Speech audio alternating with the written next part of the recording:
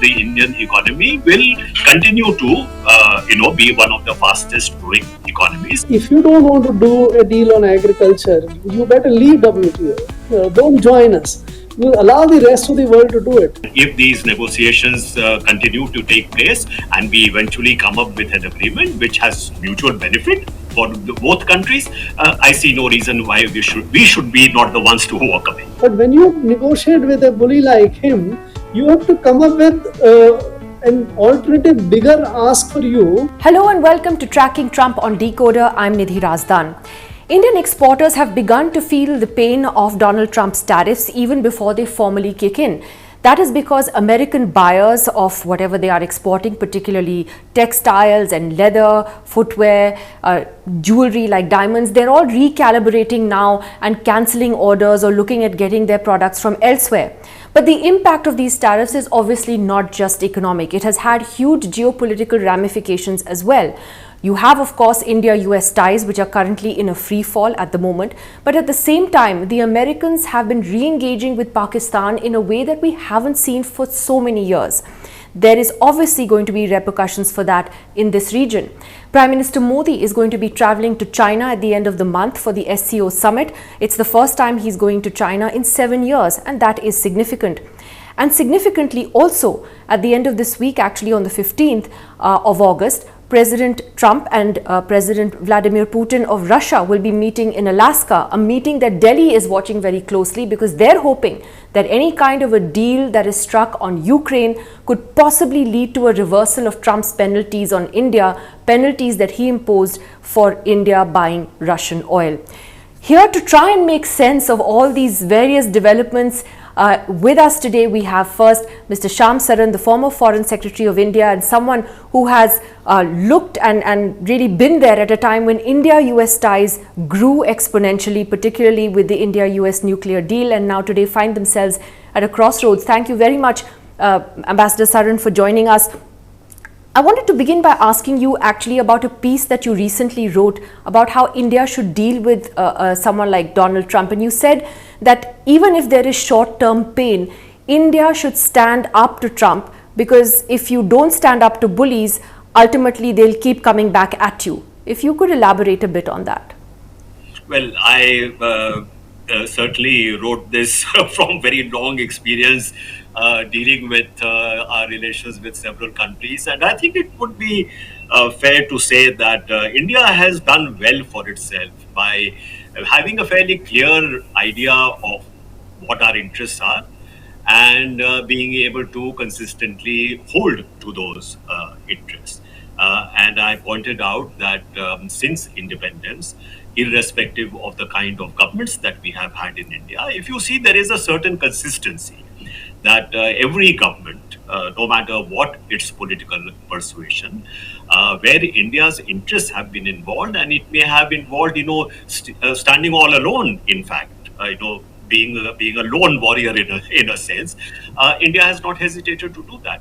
And you mentioned the kind of economic pain that will certainly come to us from these tariffs which are being held. But essentially, large parts of the US economy are going to be closed to us because there is no way that you can make up for a 50% tariff. So there will be economic pain.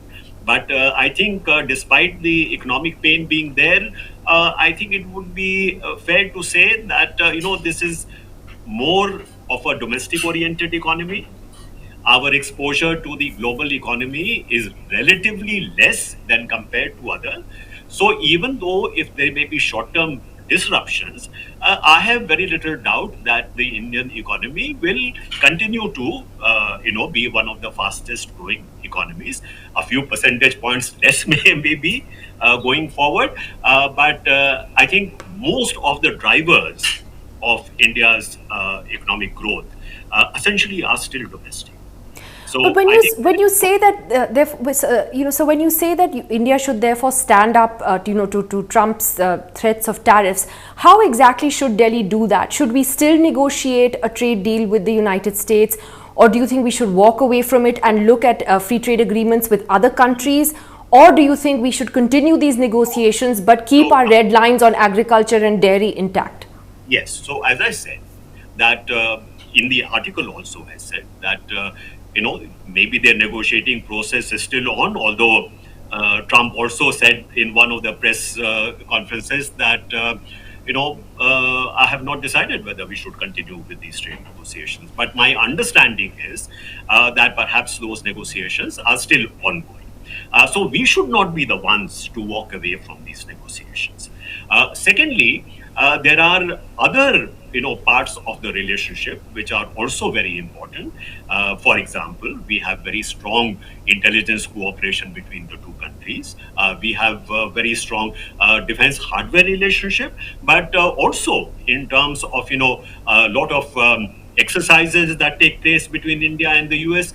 As long as from the US side these are also not being disrupted, I think we should not be the ones to actually walk away from them.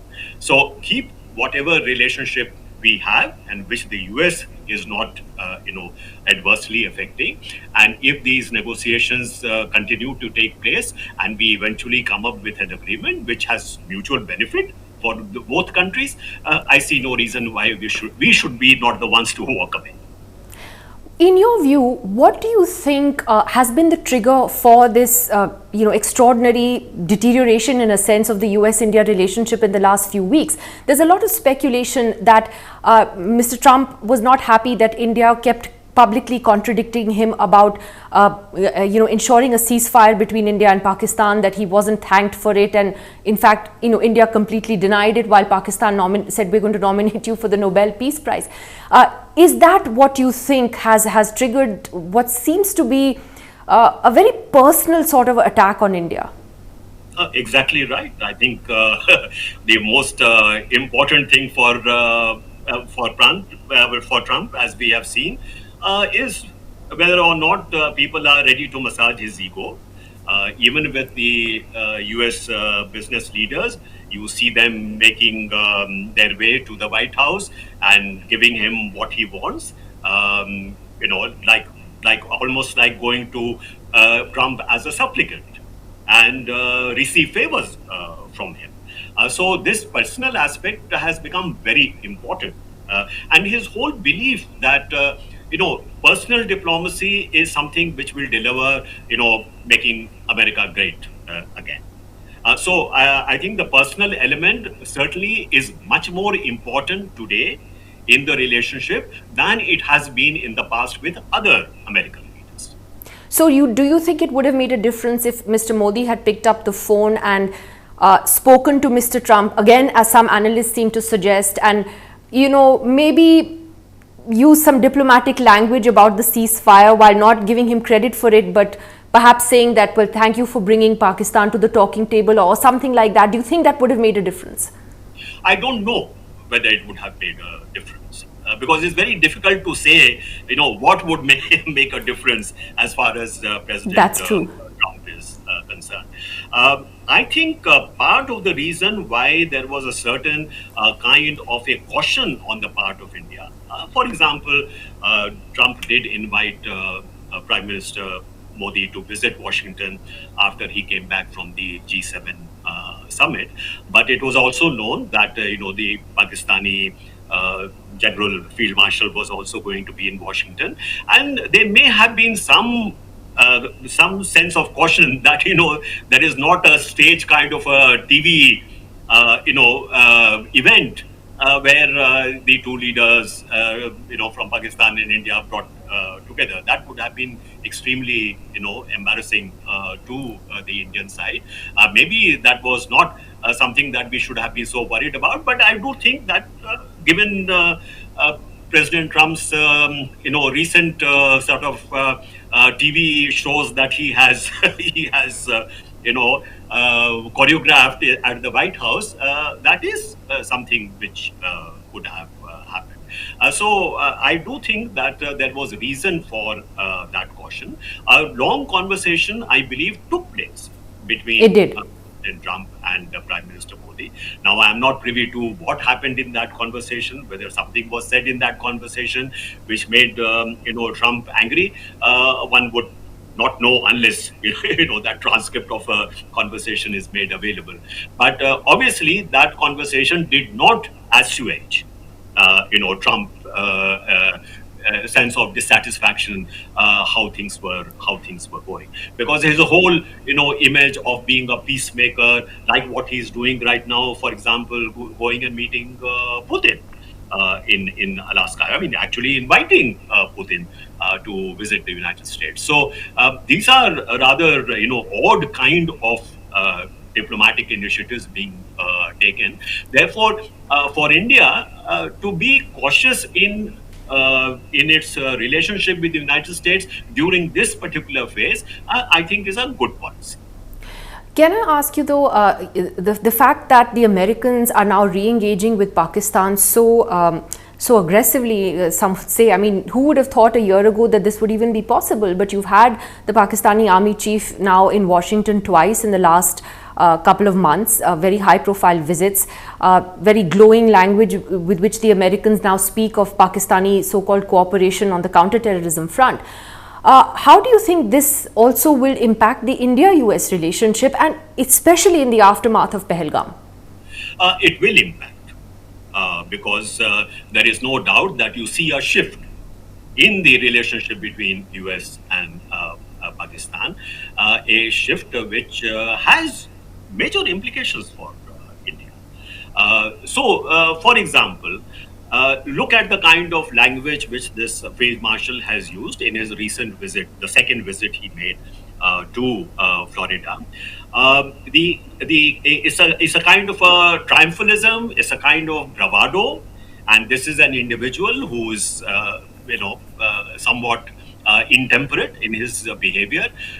Is there a possibility that he may think that this is a good opportunity to maybe provoke something with India? Because maybe this time round, India will not have the kind of support from the United States, which may have been possible before. These are risks which are resulting from this new development between US and Pakistan. So we should be mindful of that. We should, I know some people have completely sort of dismissed these statements which have been made by the Pakistani army chief. But I think it would be worthwhile for us to be a little cautious in that respect. And we should be ready for some, more provocation going forward. Because Pakistanis may think that actually this could be a good opportunity for internationalizing, the Kashmir issue, setting the stage for another intervention by outside powers, particularly the United States. These are minefields which we ought to be Which is actually very significant what you say, because just today we've seen the report of an Indian soldier being killed along the line of control during a Pakistani infiltration attempt, which is a major provocation that has happened, after a gap since Operation Sindoor. So it is significant that it's also happened, as you mentioned, with the Pakistani army chief's second visit to the US, where he's used very inflammatory language and literally threatened India from American soil. But Mr. Saran, also looking ahead to this Trump-Putin meeting, how important is that, from India's perspective, if they are able to reach some kind of an agreement on Ukraine? Is there a real possibility that these penalties that India has been imposed with for buying Russian oil, we may see Trump reverse that? Because he wakes up one day and decides something, and he wakes up another day and reverses it. He's done that with China. But could this a positive outcome really be important for us also on Friday? Not necessarily. So why do I say that? Because if the sale of Russian oil to India was the big issue for Trump, then I would have expected that these, sanctions should also apply, for example, to China, which is the larger purchaser of oil from Russia, should apply even to Turkey, which also buys oil from Russia. So, in fact, instead of putting sanctions on China, he has further extended by 3 months the pause in the tariffs against China. He is constantly talking about how Xi Jinping is a great friend, that it is possible, in fact, to come to a grand kind of bargain with China. So I don't think this was about India buying oil from Russia. I think it was about India. I think we should be mindful of that distinction. So I'm not at all certain that even if there is some kind of a positive outcome to this meeting in Alaska, that will mean that automatically, this penalty against India will, fall by the wayside. Not necessarily. Finally, Mr. Saran, looking ahead also to the Prime Minister's visit to China after a gap of 7 years, we've had our own very serious tensions with China now in the last 4 or 5 years. Is this tension with the US possibly going to, lead to India and China recalibrating their relationship?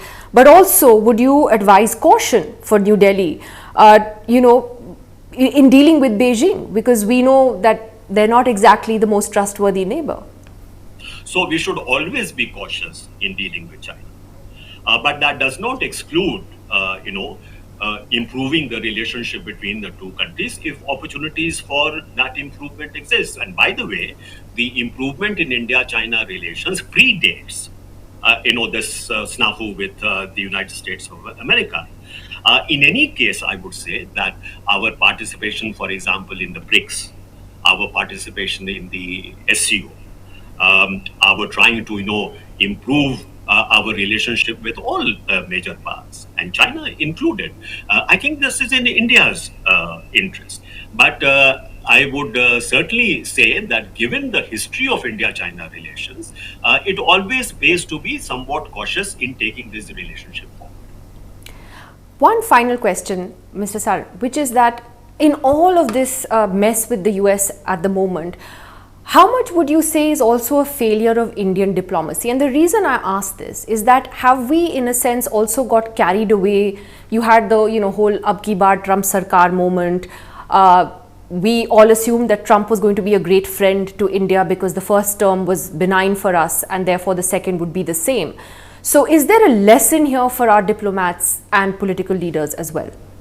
Yes, there is a lesson that, personal diplomacy is important, but it only goes so far and no further. Because ultimately, it is the interests of the countries concerned which really matter in the end. So while the personal relationship and personal bonhomie may be an additional bonus in terms of the relationship, but we should keep in mind that ultimately it is raw national interests which will prevail. I would also certainly say that talking up India is good, but I also think a certain degree of modesty in the way we carry out and conduct our foreign policy is also something that perhaps is a lesson we should learn. Ambassador Shyam Saran, thank you very much for joining us and giving us your terrific perspective on the India-US relationship. It's quite a busy week diplomatically and politically. Thank you very much. So that was the geopolitical impact, but what about the economic impact of Trump's tariffs, particularly on India's exporters and on the Indian economy? We have with us Mr. Subhash Chandra Garg, India's former finance secretary, joining us on Decoder today. Thank you very much, Mr. Garg, for speaking to us. I just wanted to begin by asking you about the reports that we're already getting in the media of exporters, whether textiles, jewellery, leather goods. They're already feeling the pain, as I said at the beginning of the show as well. Their buyers are cancelling orders. They're looking at buying from other countries in the neighbourhood because their tariffs are lower. So how bad do you think this is for our exporters? So Nidhi, at 50% no trade can take place. The exporters work on margins from 5%, 10% to 15, 20% at best. For them to absorb 25% or 50% tariff is impossible. So whenever it crosses this kind of limit, the trade is as good as dead. Only possibility in which such trade can still take place is that if the importers or the importing countries' customers, consumers, absorb the tariff, and that choice or that possibility also withers away, if others are not subjected to that kind of tariff which India has been subjected to, or they reduce their prices. So, in the cutthroat competition of the world, the consumers may still not suffer that much, and the tariffs which Trump and America collects is paid by the exporters. In that situation, the export is impossible, it's dead.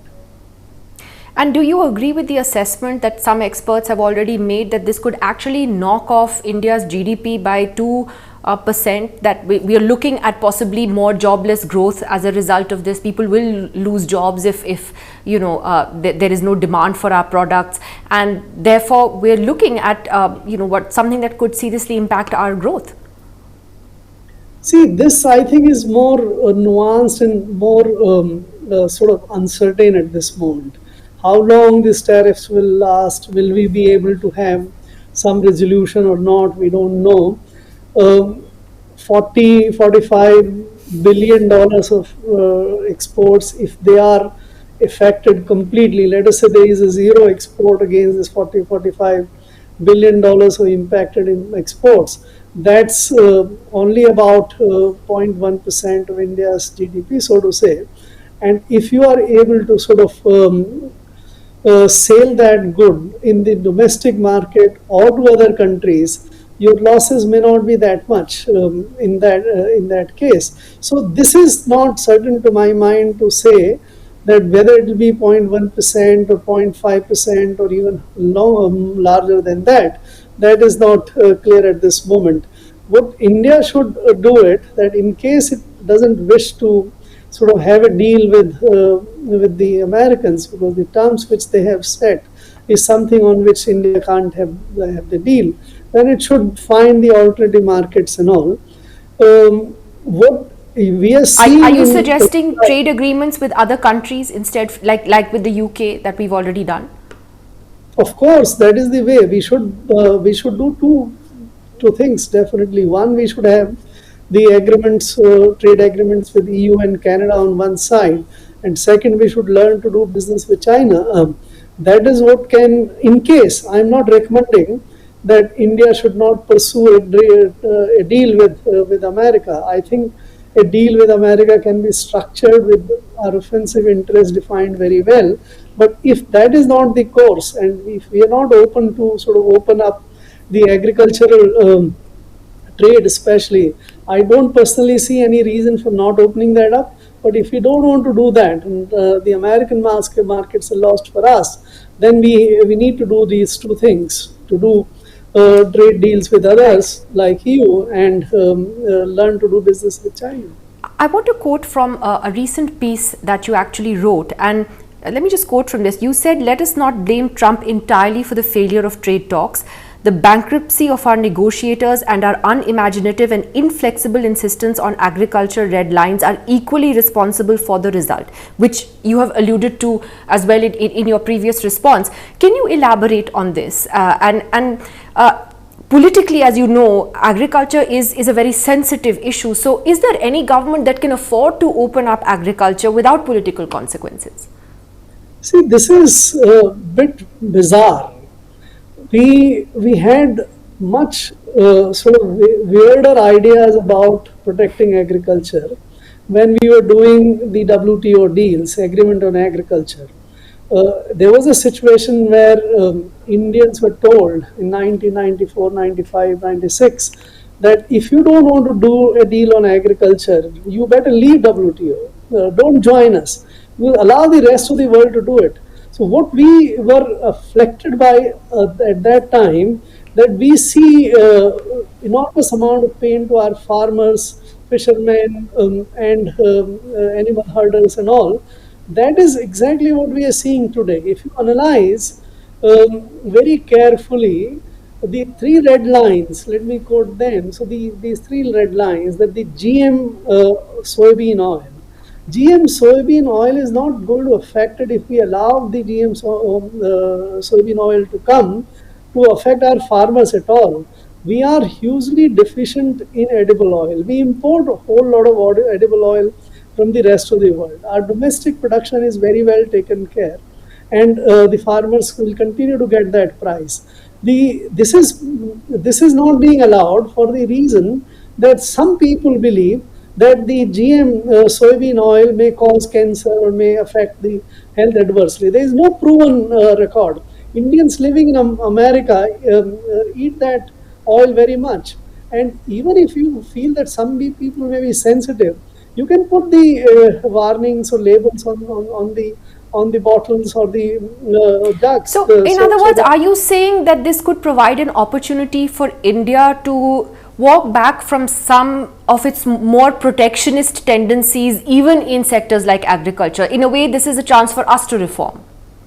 Absolutely. Not only reform, we should be open up. It's not affecting our farmers' interest adversely. Look at the dairy, look at corn, etc. So if that is the approach we have bound ourselves completely in. We have boxed us in. We have trapped ourselves, our negotiators.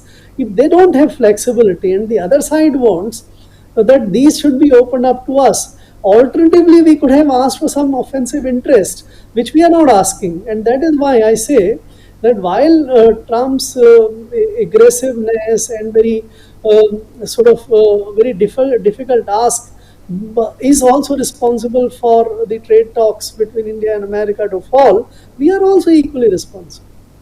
In fact, that leads me to another line from your piece where you said that Indian negotiators failed to size up Trump despite notching up wins. Despite him notching up wins with so many others, perhaps blindsided by Mr. Modi's friendship vibes. That's interesting. So you're saying that perhaps our negotiators went in overconfident that this would work out because of a personal sort of rapport between the two leaders. So there are two elements to it. Number one, I think everybody was seeing right from the day the freedom tariffs on 4th of April was announced that he's asking for moon. Now, if somebody is asking for moon, a very big ask, 26% tariff on India for the rest of the world, and then you saw over the period of next 3 months, the other countries kind of accepting all of them. So Vietnam, Japan, others, all of them accepted very high tariffs for their exports to America. They gave 0% access to American goods. They also agreed to buy enormous amount of aircrafts, energy supplies, and others, and make investment in America.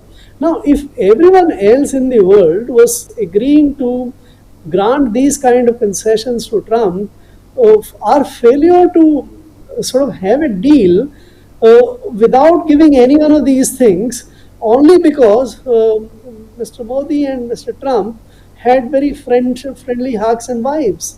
So that is very clear to me that overconfidence, that perhaps that would make Trump give us a special deal than what he has given to rest of the world, or the rest of the world is taken from him, is what I say that we failed to size up Trump and come up with alternatives where perhaps we could have asked for something much better for our interests. For example, I write in the same piece that could we have asked for 1 million green cards in return for giving him the agriculture access. Now, 1 million green cards, if India can snatch or get from Trump, will change the Indian-American friendship or businesses or immigration or linkages so much that India will benefit enormously. It may or may not happen, that's a different matter. But when you negotiate with a bully like him, you have to come up with an alternative, bigger ask for your offensive interest in return for conceding or giving him the necessary things. Otherwise, the deal will not happen. Well, Well, very interesting days ahead and tough times for Indian negotiators. We don't even know the exact status of the trade talks at the moment because Mr. Trump said, well, he wasn't sure he was going to proceed with them, but we have read reports that the two sides might be meeting again soon. Mr. Garg, thank you very much for joining us today and giving us an important perspective on what this could mean for India and its economy. Thank you very much. Lots to look forward to for our next episode as well. Do join us again next week. See you then.